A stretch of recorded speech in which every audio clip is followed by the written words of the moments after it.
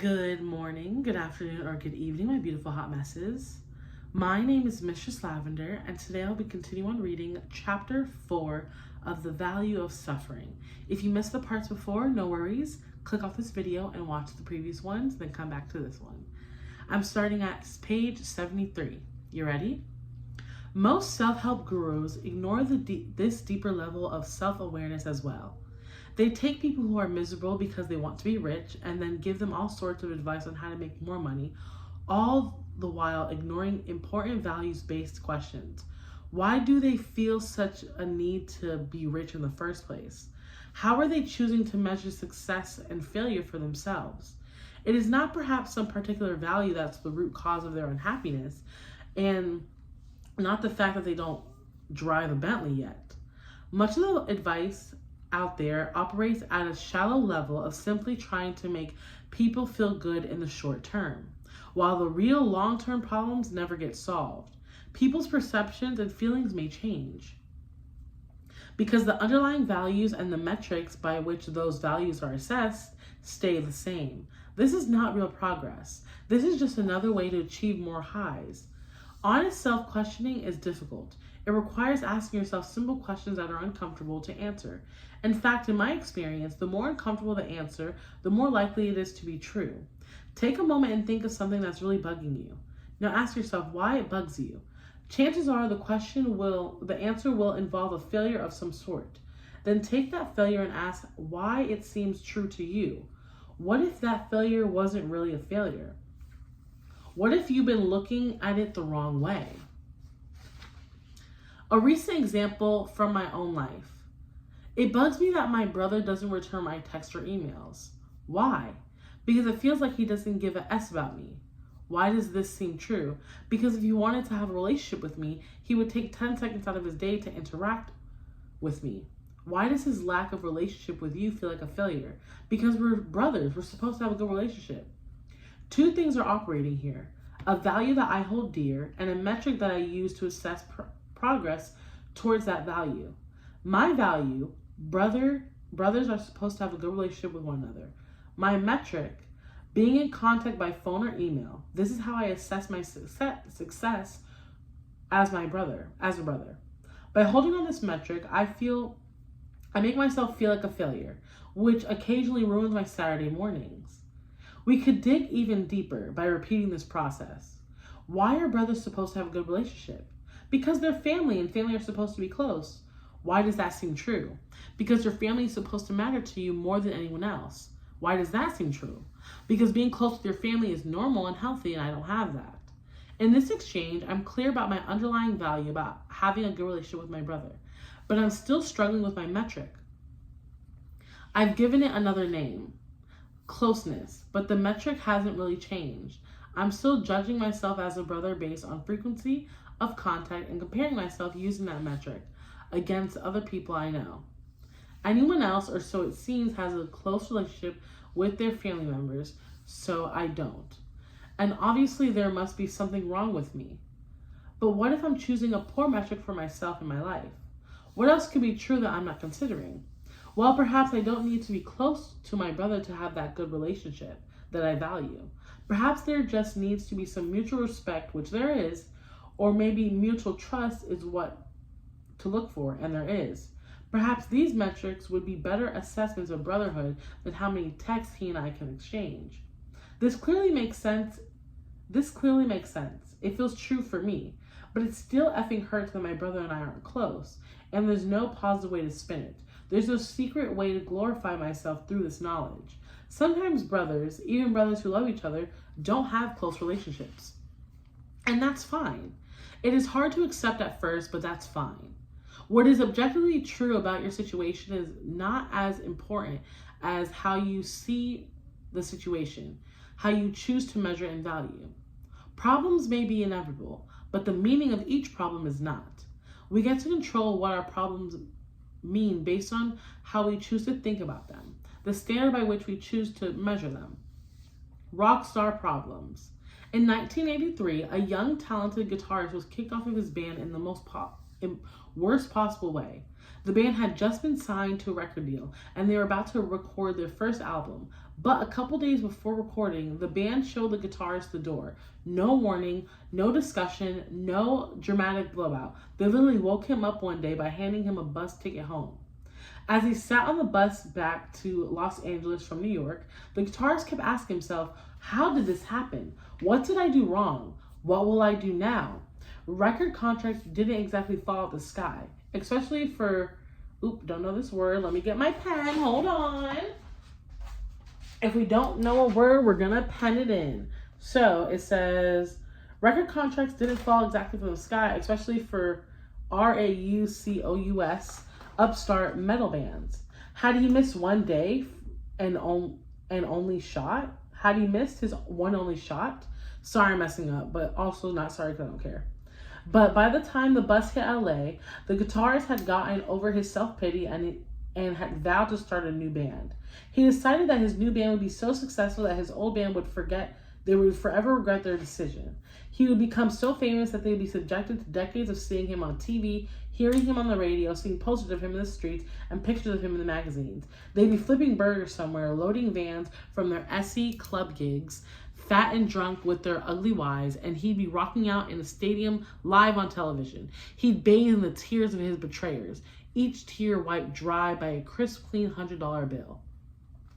And so the guitarist worked as if possessed by a musical demon. He spent months recruiting the best musicians he could find, far better musicians than his previous bandmates. He wrote dozens of songs and practiced religiously. His seething anger, fueled by ambition, revenge became his muse. Within a couple of years, his new band had signed a record deal of their own, and after that, their first record deal would go gold. The guitarist's name was Dave Mustaine, and the new band he formed was the legendary heavy metal band Megadeth. Megadeth would go on to sell over 25 million albums and tour the world many times over. Today, Mustaine is considered one of the most brilliant and influential musicians in history of heavy metal music. Unfortunately, the band he was kicked out of was Metallica, which has sold over 180 million albums worldwide. Metallica is considered by many to be one of the greatest rock bands of all time. And because of this, in a rare intimate interview in 2003, a tearful Mustaine admitted that he couldn't help but still consider himself a failure. Despite all that he had accomplished, in his mind, he would always be the guy who got kicked out of Metallica. We're apes. We think we're all sophisticated with our toaster ovens and designer footwear, but we're just a bunch of finely ornamented apes. And because we are apes, we are instinctually, measure ourselves against others and vie for status. The question is not whether we evaluate others against ourselves. Rather, the question is, by what standard do we measure ourselves? Dave Mustaine, whether he realized it or not, chose to measure himself by whether he was more successful or popular than Metallica. The experience of getting thrown out of his former band was so painful for him that he adapted success relative to Metallica as the metric by which to measure himself and his music career. Despite taking a horrible event in his life and making something positive out of it, as Mustaine did with the Megadeth, he chose to hold on to the Metallica's success as his life-defining metric continued to hurt him decades later. Despite all the money and the fans and the accolades, he still considered himself a failure. Now, you and I may look at Dave Mustaine's situation and laugh. Here's this guy with millions of dollars, hundreds of thousands of adoring fans, a career doing the thing he loves best, and he's still getting weepy-eyed over the rock star buddies from 20 years ago are far more famous than he is.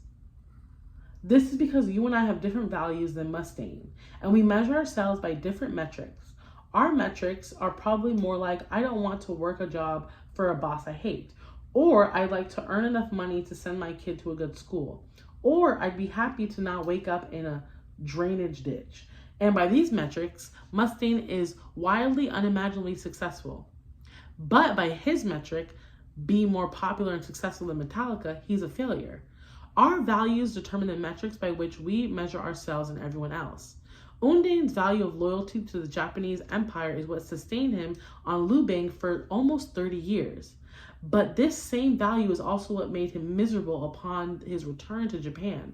Mustaine's metric of being better than Metallica likely helped him launch an incredibly successful music career, but the same metric later tortured him in spite of his success. If you want to change how you see your problems, you have to change what you value and or measure your failure/success. As an example, let's look at another musician who got kicked out of another band.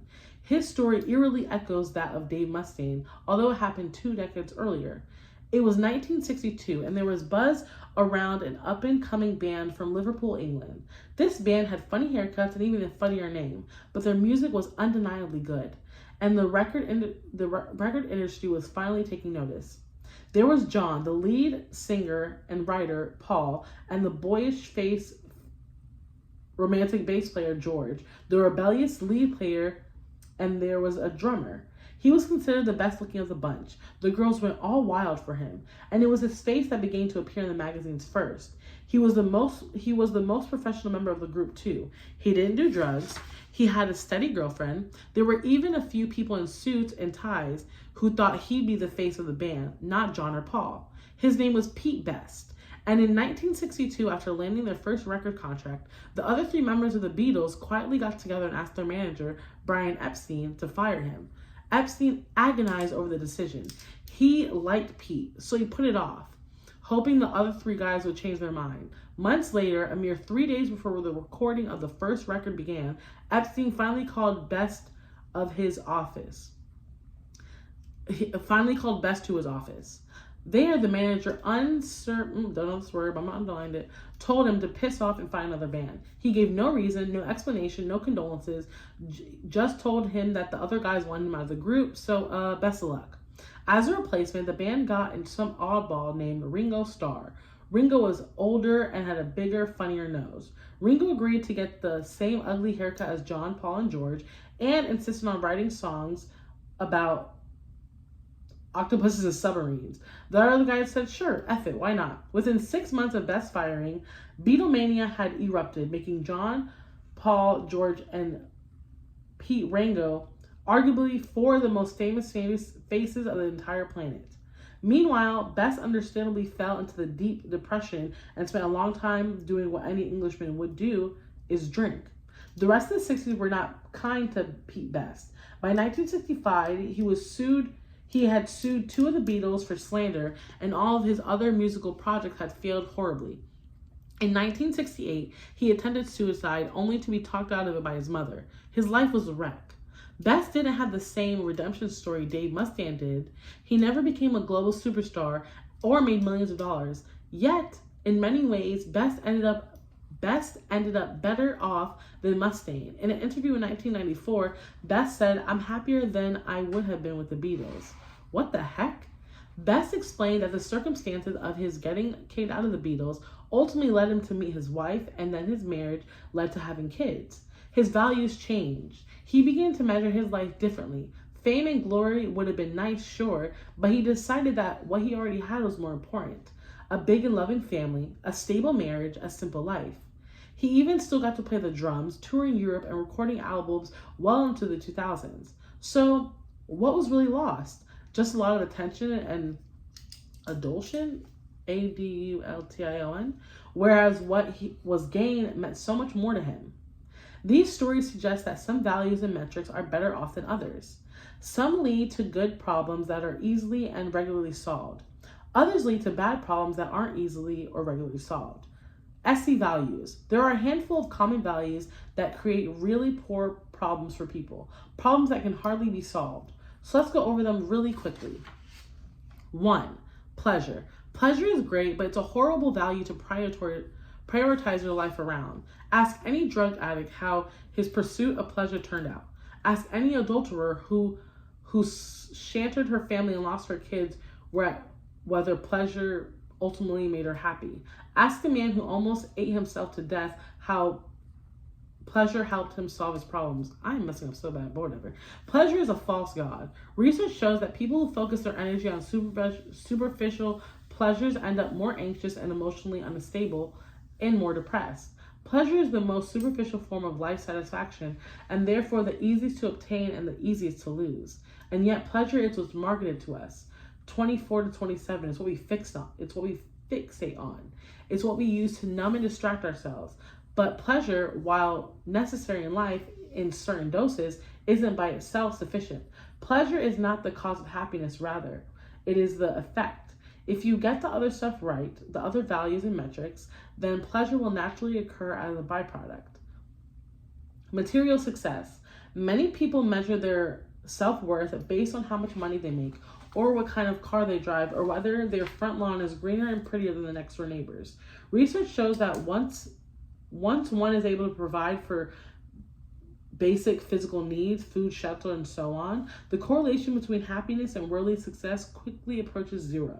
So if you're starving and living on the street in the middle of India, and an extra $10,000 a year would affect your happiness a lot. But if you're sitting pretty in the middle class in a developed country, an extra $10,000 a year probably won't affect anything much, meaning that you're killing yourself working overtime and weekends for basically nothing. The other issue that overvaluing material success is the danger of prioritizing it over other values, such as honesty, nonviolence, and compassion. When people measure themselves not by their behavior, but by the status symbols they are able to collect, then not only are they shallow, but they're also a-holes as well. Always being right.